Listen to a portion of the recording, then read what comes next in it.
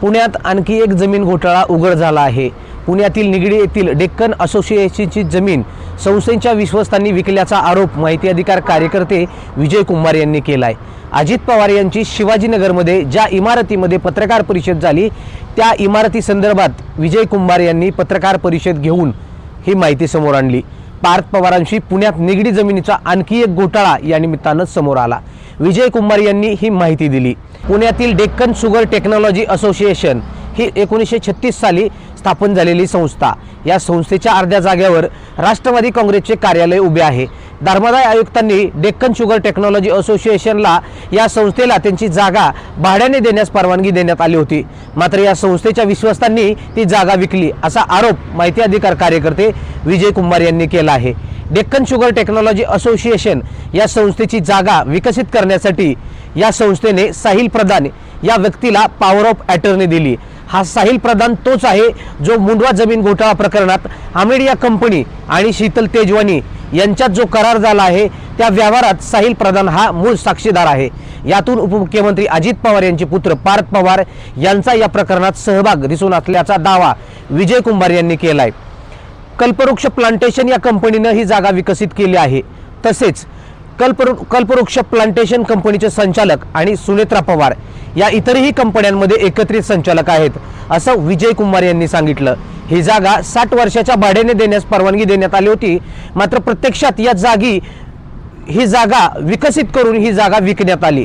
2017 पासून ही जमीन विकसित करण्यासाठी प्रयत्न सुरू होते असं म्हणत विजय कुमार यांनी राज्यातील सत्ताधारी भाजप सरकार देखील यामध्ये सहभागी असल्याचा आरोप करत यामुळेच ह्या प्रकरणावरती कारवाई होत नसल्याचा आरोप केलाय। नेमकं हे प्रकरण काय आहे जाणून घेऊ या व्हिडिओच्या माध्यमातून। नमस्कार, मी विकास कोकरे, तुम्ही पाहताय महाराष्ट्र टुडे लाईव्ह। महाराष्ट्रात साखर उद्योगाची पायाभरणी शेठ लालचंद हिराचंद आणि वालचंद हिराचंद यांनी केली। 1933 साली रावळगाव आणि वालचंदनगर इथे साखर उद्योग करून त्यांनी ही कारखानदारी सुरू केली।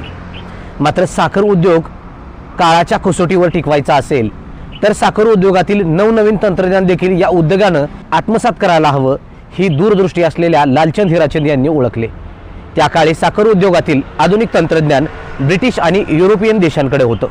ते तंत्रज्ञान आणि संशोधनात भारत स्वावलंबी झाला पाहिजे हे ओळखून लालचंद हिराचंद यांनी पुण्यातील शिवाजीनगर भागात 1936 मध्ये डेक्कन शुगर टेक्नॉलॉजी असोसिएशनची स्थापना केली, जिथे पुण्यातील शिवाजीनगर बसस्थानक होते आणि जिथे आता शिवाजीनगर मेट्रो स्टेशन आहे।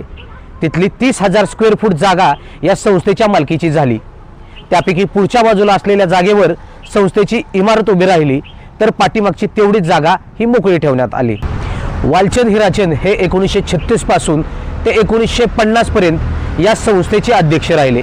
1965 साली शिवाजीनगर समोरच्या भागातील जागेवर संस्थेकडून नवीन इमारत बांधण्यात आली, ज्याचे उद्घाटन त्यावेळेचे तत्कालीन संरक्षण मंत्री यशवंतराव चव्हाण यांच्या हस्ते झाले होते।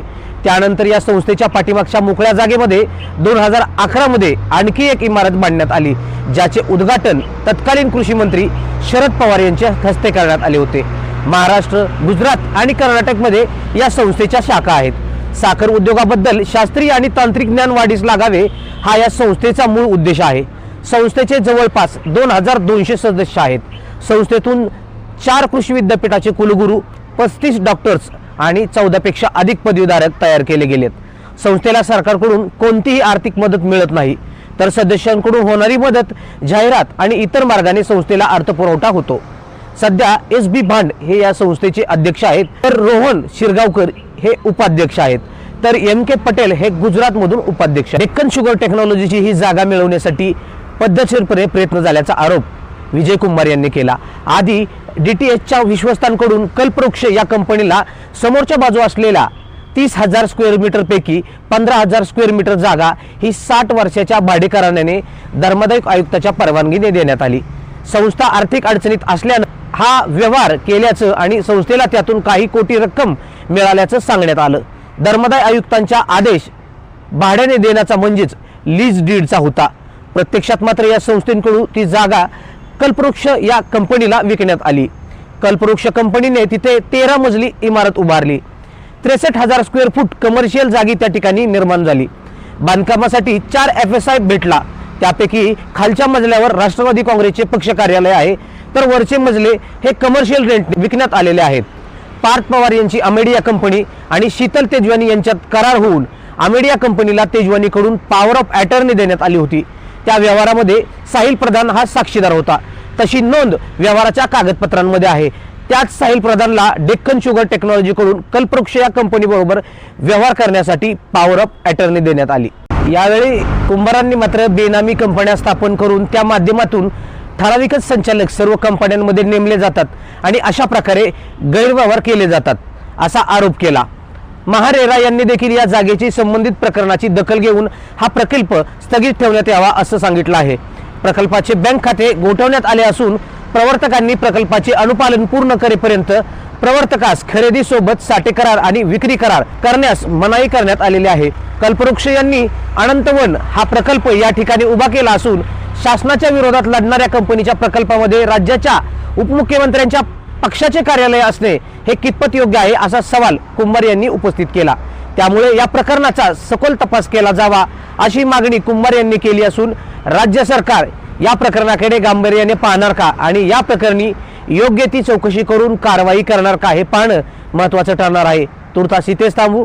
धन्यवाद. हा व्हिडिओ तुम्हाला कसा वाटला नक्की कमेंट करून कळवा आणि आमच्या महाराष्ट्र टुडे लाईव्ह या यूट्यूब चॅनलला सबस्क्राईब करायला विसरू नका.